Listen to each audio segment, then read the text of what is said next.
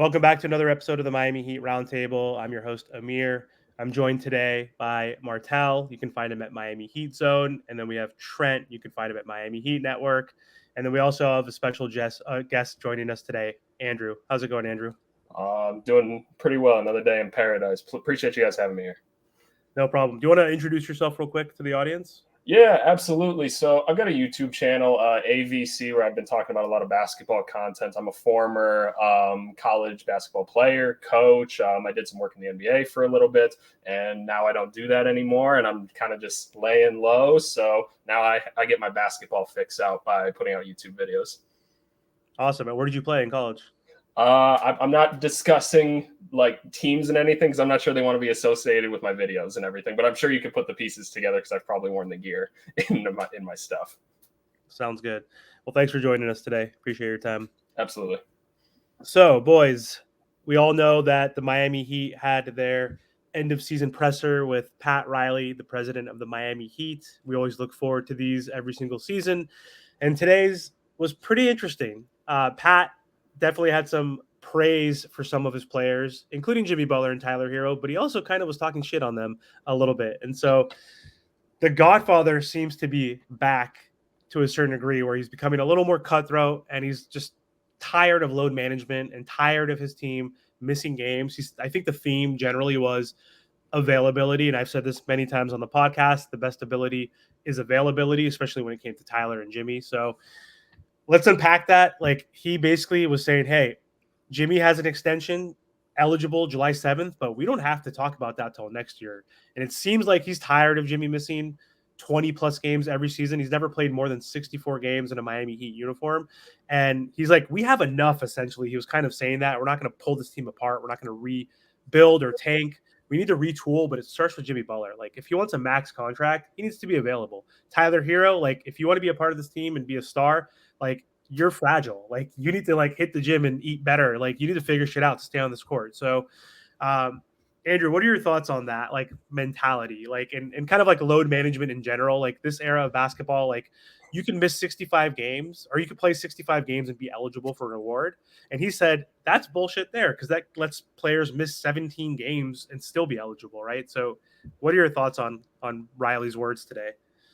Talking about like Pat Riley's words, I completely understand where he's coming from, especially since he comes from such an old-fashioned like sense of basketball where it was like, hey, you just have to play, right? And that's the best way to go about things. But you look at guys like Jimmy Butler, right, who put everything out on the court every night. I've never looked at Jimmy Butler and thought like, this guy's sandbagging or anything. And that's where I start to have like some questions about that. You know, you can maybe point some fingers at some of the other guys and some of the things you hear about them. But I look at Jimmy and I'm like, yeah, if you want a big extension, you have to be able to play, right? That's the case there. But in terms of like maybe calling out like effort or things like that, or how much they talk, that doesn't bother me as much. I'd rather keep talking from the sidelines. That's just me. But I'm understanding where Pat Riley's from. Martel, what are your thoughts on Pat Riley's comments, specifically around Jimmy and like his availability? Let's start there versus Tyler Herro. My thing about Jimmy Butler is, listen, we get it. He's not going to play the whole 82-game season, but there's just crucial games. Like, just this past season, he missed the third game of the season due to rest. I just think that's crazy because he's our max guy, and we're building the team around him. You know, he's doing all this laughing, joking, shooting commercials, smelling coffees, riding horses, and that's cool. That's cool. Do your thing, playing dominoes. That's cool. But when it comes time to basketball, we can't just hope and pray for Jimmy Butler to just come and save us just because we put the bat symbol up. We got to take the regular season seriously. And to be honest, Pat has always been like this. Pat is allowing Jimmy Butler to do things that he didn't even let D Wade and Braun do, or Chris Bosh. And I understand that times change, and of course you got to be a little bit more flexible. But you can see after today, they're done with it. You know what I mean? And just this presser alone, Pat even said that they spoke to Jimmy Butler last year about being available. So even though we don't see Pat always talking about it, at least he's addressing it behind closed doors. And Heat culture will be here. Well, was here before Jimmy, and it'll be here after Jimmy. And once again, I ain't got no major issues. I just need him to be available more throughout the regular season if we're gonna go all in with Jimmy. Man, I'll say this, man. Listen, Jimmy Butler, if you tried 5 games, you would have never been in the plan. Jimmy Butler, you probably would have never got hurt if you tried for 5 games. It's really simple as that. You see how close the NBA standings are? We was literally 46 and 36. We lost one game. Well, we lost 2 big games to the Pacers and 76ers and stuff like that. But we would have never been in this position. So those games of game 54 or game 3 matters more as the game 82. That's my thing. Jimmy Butler, when it comes to the regular season, I do think he coasts through. I don't think he tries at all. There's some games where he shows up sometimes, but it says he played 60 games. We all know that's not the case. He probably tried for 40, maybe 20. Like it's really that at that point with Jimmy. It's frustrating, and I get the comments that Pat Riley says, man. We're not going to give you a contract extension at this moment and reward you. What are we rewarding you for? You didn't do nothing this season. You got hurt. Well, I don't want to say you didn't do nothing, but you got hurt. We're a back-to-back playing team. There's no reason the Heat should be a playing team for 2 seasons. Cool, we made it to the finals the year before. We lost, right? This year we come back. On paper, our team looks better. I think everybody can agree with that. And what do? We go out here with the 8th seed. So Jimmy Butler needs to stop coasting. And going to telling Jimmy Butler to shut up, because I know, Mary, you didn't bring that up. I love that. And I love how Andrew brought up, Pat Riley's old school. Why the hell is Jimmy Butler trash talking fans or whatever, talking about the Celtics and Knicks? The Celtics and Knicks are still in the playoffs. You're watching them, Jimmy. So just shut, I'm tired of that, goofy trolling. I like it. Shut up. If you're not playing, shut up. You wasn't out there for your team when we needed you against the Celtics. So why are you talking if I was there? Everything's if. So I'm tired of that with Jimmy on that point. Don't get me wrong. I love what Jimmy has done for this organization. Eastern Conference Finals appearance, NBA Finals appearance, stuff like that. But the little things matter. We need to start taking the regular season serious. Andrew, how do you think Jimmy's going to react, essentially? Because he did give him praise. So he was asked, and this could be all manipulation in mind games, because Pat Riley's the GOAT. He's the godfather. A lot of these stupid, delusional Miami Heat fans on Twitter right now talking crap on Pat, saying he's sleeping at the wheel, don't realize he's been with this team for 30 years. Yeah, we have three championships in 30 years. We've only been a franchise for 38 years or whatever it is. Yeah. There's teams that have been around for 70 years that haven't won. Half the league has 0 championships. So enough. He is one of the greatest coaches, executives in the NBA. He gave him praise. It could be manipulation because someone asked, can he still be a 1A? And we thought that last season. We thought that maybe a little bit during this season. But then I think everybody on this pod has come to the conclusion, I think Jimmy's a 1B now, right? He could still be 1, but we need that Dame. We need that Donovan Mitchell, especially from the offensive side, because he is 34, soon to be 35. He's not washed. He's dwindling slowly. You could see it in his field goal percentage, his points at the rim and things of that nature. But he did say, though, I don't know if this was hype, I think he still could be a 1A and lead us to a championship. Are you going to trade him? He said no.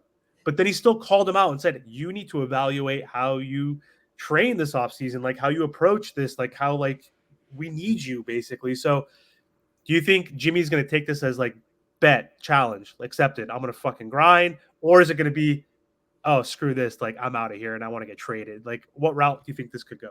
Yeah, and I'll touch on one thing you said first about Pat Riley potentially sleeping at the wheel. As a Chicago Bulls fan, we know what an owner that sleeps at the wheel looks like. Jerry Reinsdorf doesn't do shit for us each year. He'll pray for a play-in game, and that's about it. But to talk about the Miami Heat and Jimmy Butler, from everything I've heard about my buddies in the NBA about Jimmy Butler's going to train his ass off every offseason. That's just the guy he is. But I think there is a true question to ask, is he a 1A at this point? And I think it's fair to say that he probably isn't, or at the very least, if you're planning as an organization, you should probably plan for him not to be. Like you said, he's 34 years old, and he hasn't exactly ever been a crazy, talented athlete, maybe necessarily to start. He was never crazy explosive, crazy fast or anything like that. So you'd like to think his game ages somewhat well, but he also isn't much of a jump shooter outside of the mid-range. And, how much can you really operate like that if you've got bad knees and ankles and you got to work your way to get to your shot each time, whether you're trying to get to the nail or you're trying to get to that kind of short corner block that he likes to get to sometimes. That seems like you're asking a lot out of a 34, 35. You give him an extension, something more than that, right? So I feel like you have to evaluate trying to bring in some other help, because it's not going to be Herro. It's not going to be Bam. I love the pieces around them, and Rozier, Herro, Bam.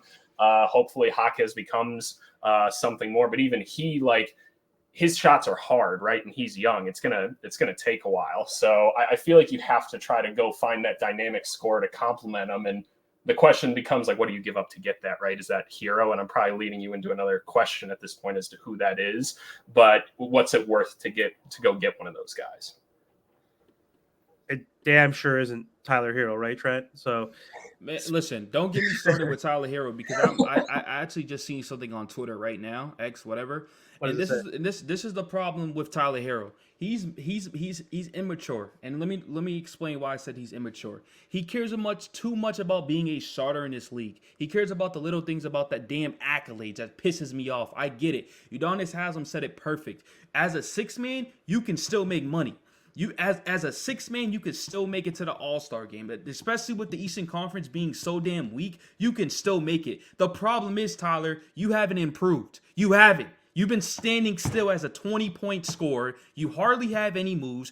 What you do is you do the floater, you get blocked. You do a step back contested three-pointer. This is why your field goal percentage is not the greatest. You hardly go to the free throw line. Not only that, you want to talk about the the playoffs. You had your chance to shine, and what you do, you played good for one game. One game. That's all you did. You didn't do nothing. You probably lessened your value after the playoffs. We thought this is the chance. Okay, no Jimmy, no Terry. Let me show you what you can do. You didn't show me nothing. Actually, you made me feel worse about you. So talking about this tweet right here, because I know I'm rambling. Tyler Herro liked the post about Pat Riley saying he's a starter in this league. He cares about this too much. But Mayor and Andrew and Martell, he didn't like what Udonis Haslem said though about him being a six man. He didn't like that though. But when it comes to being a starter, that's all he cares about. And this is why I want him off my team. I feel like he's just so young. And fair enough. When you're young, you want the money, you want the girls, you want this, you want that. But for the Heat where they're at right now in Jimmy Butler's era, we need to win a championship and we need to fit what's the best fit around him. And Tyler, you're not the best fit. It's clearly Duncan. You don't hear Duncan complaining about, I need to be a starter. He was benched. He was a $70 million player. Let's not forget that. And came out of nowhere and worked his butt off to become back in that rotation. He wasn't complaining. He said, all right, cool. That's how the NBA is. But Tyler thinks he's this top tier dude. You're not. You're not at all. So how do I feel about Tyler? Get him off my team. I don't want him. Even Pat Riley said it. He's fragile. He needs a damn new nutrition or whatever he says. I'm done with him. If we get a piece that fits around Jimmy, I'm not asking for a star player no more because his value is not a star player. That's it. So I'm done with Tyler. So Martell.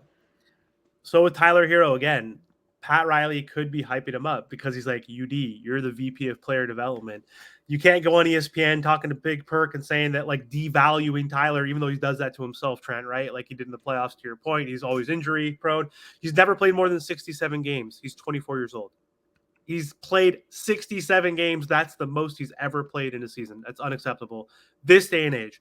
And so, but what does Pat Riley, I think, say? Hey, he's a starter. He's amazing. He's probably hyping him up because we need to trade, because Pat Riley, Martell said today, we don't rebuild. We don't tank. Like, we don't trade away. We're not going to trade away Jimmy and Tyler and just build around Bam and, be like an 8, 9, 10 seed. He's like, we're going to retool, essentially. That means you got to get rid of Tyler, right? And I think that's why he's hyping him up. So, well, when it comes to Tyler Herro, Trent is right. Duncan Robinson has pretty much played pretty well in the starting role, and he never complained when he was benched or when, he got all those DMPs. He never complained. I just think with Tyler Herro is he should have been willing to take the bench role. There's nothing wrong with that. You know what I mean? I think he's seen the most success coming off the bench. I just think he needs to be humble a little bit. The durability issues and him not being able to be just available for the Miami Heat. And then even when he's available, there's glaring weaknesses in his game. Now, is he averaging 20? Yes. But there's a lot of guys that are in the NBA averaging 20. Is he a starter? I think he can. Maybe not on the Miami Heat. But I know there's a lot of other teams right now that he can be starters on. The Spurs or the Wizards or Charlotte. There's a bunch of teams he could be a starter on. He just needs to be available. And listen, if it doesn't work, it doesn't work. We just move on. But we have to be realistic. I think we need high-quality role players around our best guys. Guys that are going to actually help this team with just the athleticism, the rebounding, and the size, and the scoring. And if Tyler Herro can't do that, then it is what it is. If he's going to come off the bench, he can stay. If not, see you later, man. Let me interrupt real quick. Going back to six mans, and I'll let you talk, Andrew. Look at the six mans. Malik Monk is about to get paid this offseason. Nas Reed, the sixth man of the year, one of the best players coming off the bench, right? You could go back into the day, Manu Ginobili, Jamal Crawford. I mean, you could continue to list and list. So why do you care to be being that top guy? You're just not that dude at all. So I just want to throw that six man in. Just because you're a six man doesn't think like there's starters in the league. I remember back in the day, Andre Roberson. He is not a starter. He's not a starter. But you know who came in to replace him? That was the main guy. But it just wasn't the fit during the time near Russ. So this is what it needs to get in his head. It needs to get into his head. There's great six man out there that had a great career. He can still make the Hall of Fame, still made money, still have all-star appearance. And that's what I do want to say. For Tyler, if you ever come across this video, there's six mans out there that can be successful in this league. I just think he's a six man on our team. He's a starter like at other places. It's about fit. He doesn't fit next to Jimmy and Bam. Jimmy and Bam don't even fit that well together next to each other, right? Like they're not a bad duo. They're a good two-way defensive minded, like obviously gifted offensively, but not elite offensively. They don't spread the floor. They don't space. Bam's working on that. Jimmy's working on that, but it might be a little bit too late at this point. But I was going to ask this, Bartel, but Pat said we're going to tweak. It made it seem like we're not going to go for anything crazy. Trent, I saw your video today. Pat Riley said there's only like 3 players out there that move the needle that is a whale that we can go after where we will like gut our team for, meaning trading Jovic, trading Jaime, trading Tyler, trading our first round picks in the future. We don't know exactly if Donovan Mitchell is one of them. I'm assuming it's not KD or Dame because they're too old, but there's only like a few players that can move the needle that we can gut our team, add to this roster that can help us win a championship. And so it made it seem like that's probably not going to happen. Maybe the Mitchell thing we'll explore, but most likely if someone's going to leave, it's got to be Tyler Herro. So like Andrew, we're not going to get the assets that we thought we would have got for Tyler Herro 2 years ago, especially when he was coming off the sixth man award. We're probably going to get like 40 cents on the dollar, I would say, for him. And so what kind of 2 players do you think we can get for him? I can assume we're not going to even get first round picks necessarily, but what kind of team would trade for him, and what kind of guys can we get to upgrade the roster for him that are rotational players? The first name that comes to mind for me is Bruce Brown in Toronto. Bruce Brown is someone that Toronto probably isn't all that interested in even keeping at this point, right? He doesn't fit their team right now. They're trying to build around Scotty Barnes, RJ Barrett, quickly, guys like that. And he's a lot of money for a guy that they're probably going to have for a year. He doesn't fit their timeline, right? Tyler Herro, that's interesting, right? You put him next to RJ Barrett, Scotty Barnes, and now all of a sudden you kind of have that spacer, that natural shooter kind of on the team. He doesn't have to ball handle on that team because RJ, Scotty quickly are doing it for him. Bruce Brown comes in, heat culture type guy, right? He's won championships. He can handle the ball a little bit as a secondary ball handle. He plays good defense. He can step out and hit a 3 if you want. I'd like seeing him play with Bam in the sense of running that kind of high handoff action so that Bruce can get to his floater at times. I just think that could be kind of interesting. You obviously have to throw in some other things to make that work. And yeah, Tyler Herro going into that, the money works for that. You can still hold on to Duncan Robinson. You probably have to throw in like a Thomas Bryant or something like that, which you probably don't give a shit about. But maybe you probably even get like a second round pick or something out of that because Tyler Herro's younger, maybe even a couple. So you can use those to go get some other assets. But Bruce Brown's the name that comes to mind for me in that. It's funny that you say that, man, because I haven't really thought about that, but that's where we're at this point. Like, remember when we was talking about, yo, let's put Tyler in for a Mitchell trade? Like, bro, the Cavs are laughing at us. Or put Tyler for KD or Kyrie. Like, they're laughing at us. And, you know, Bruce Brown last year, what did they do? Bruce Brown won us. They beat us. Bruce Brown was a big part of why Denver won a championship. Let's not forget. And if Denver don't win this year, it's because they couldn't replace him. They thought it was going to be Christian Brown or Peyton Watson or, you know, these other players. They couldn't replace him. Bruce Brown is not a great fit for Toronto because he wants to clearly still win, and Toronto's on that rebuilding spot. So I don't really look at the stats and numbers over there. But any other place I think will be perfect. So and you know what's crazy? Maybe I'm being a hater. I don't even think Toronto would be like, we want Tyler for Bruce. Maybe I'm being a hater. Maybe, and the reason why I'm saying that is because Bruce Brown can get value elsewhere. I really do. And you're also dealing with one of the toughest GMs. Masai, he's tough to deal with. He's not easy to deal with.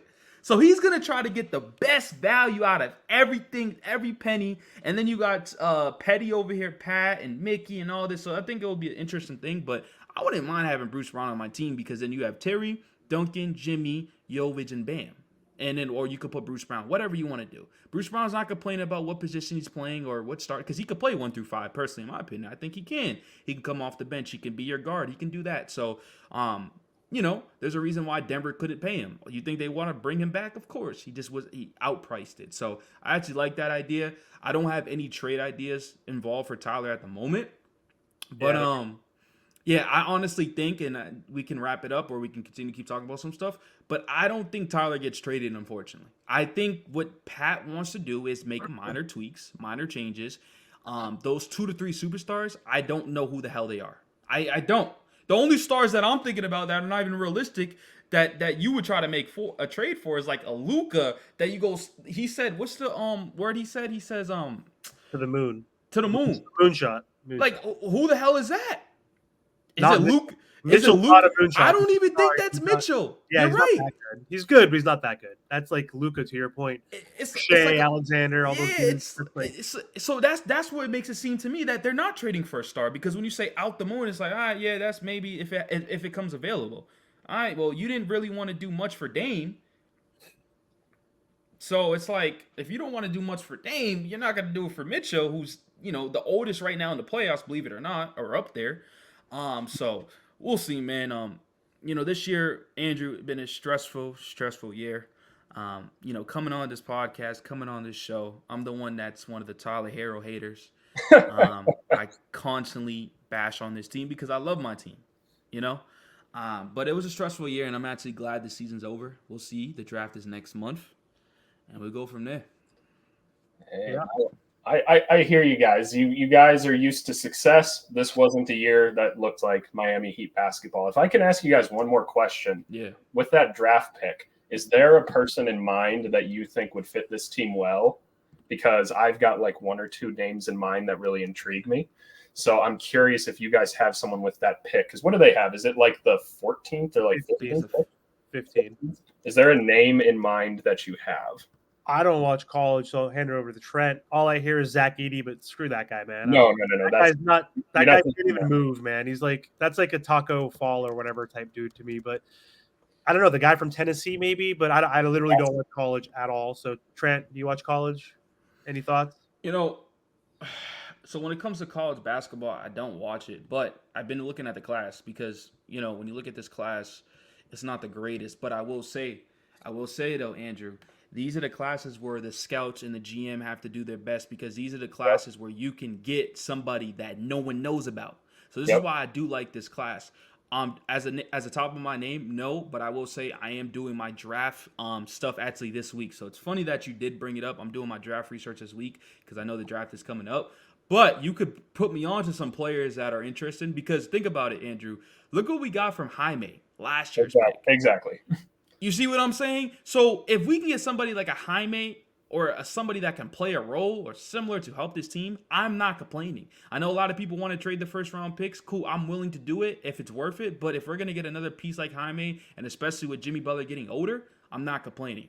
So you can kind of let me know that the players that you looked at, but I will be doing my draft research this week, actually. Yeah, absolutely. And if you need help on any of that, it's kind of I run a company where we do a lot of scouting for college basketball. We'll put it that way. And obviously, my experience there, I'm pretty in tune with it. The 2 names that I really like for them, and I touched on one of them in my video. Dalton Connect, one of them from Tennessee, I think makes a lot of sense. I look at him as a more mature Tyler Herro. He's 6'6". He's got sneaky athleticism, an elite shooter.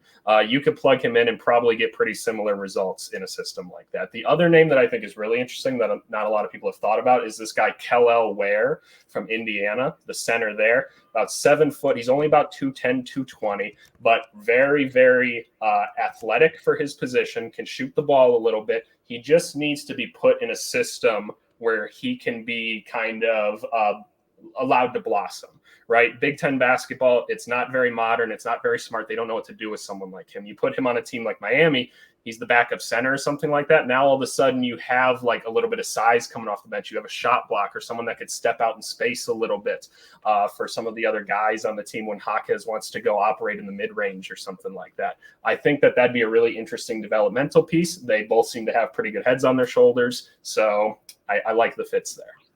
Hey, I will say, Andrew, right? I'm looking him up real quick. He averaged 16 points and 10 rebounds. Yep. Him? Yeah. Hello? So, can he spread the floor? Because I'm seeing he shoots 42% from the three last year, but then the year before that, he shot 27. So, I don't know if that's just low. With Big Ten basketball, like you have to keep the perspective of like they don't always know what they're doing in terms of like trying to get spacing and stuff on the court. He doesn't take a lot of threes, but the fundamentals are honestly perfect, for a big man. Like if you get him in the gym and get him in the right system and get him consistent looks, I think you're going to be just fine. Yeah, I mean, dude, just looking at the leap from his first year from averaging 6 to 16. Exactly. I mean, that's the leap that I like to see right there. So I definitely give you a text or call, whatever, to talk about these draft stuff because I'm interested about it. And we'll go from there. But yeah, Marin Birdie. Yeah, I think that's all we had though for this episode. But thank you so much, Andrew, for joining the podcast. Do you want to let the audience know where they can find you? Yeah, if you want to go on YouTube, you'll see me at AVC. As you see my name, don't try to pronounce my name. It's just going to be AVC_streams. But yeah, just AVC on YouTube. You'll find me there. We'll link it in the description. So thank you so much again for joining. Thanks for joining, Trent. Talk to you guys later. See ya.